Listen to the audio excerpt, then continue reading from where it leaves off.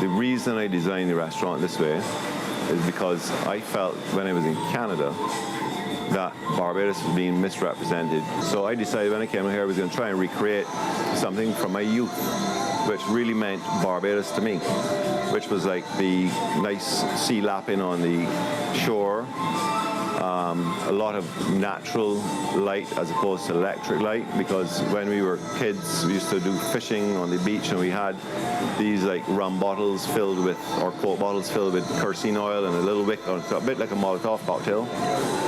So we'd all be down on the beach and we'd be having these lights and fishing, and you know, it's making the best of food and the best of your time being the guest in Barbados. I compete on an international level for the clientele. I compete with London and New York, San Francisco, any international city. We have 17 chefs downstairs now, but in those days we didn't. But what he does is he makes every plate from scratch, so that when you get your dinner, it's custom made for you. Our clientele eat at all the best restaurants in the world.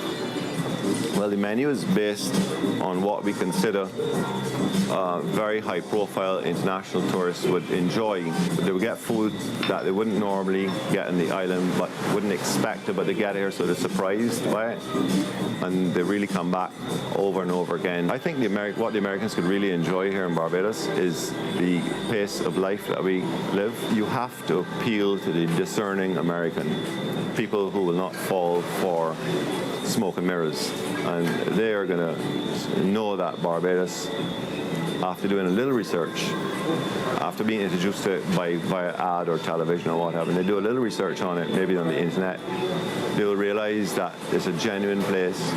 We have a history, a very, very long and colorful history.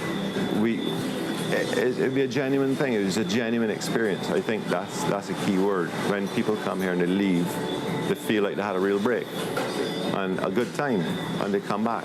And that's the proof in the pudding.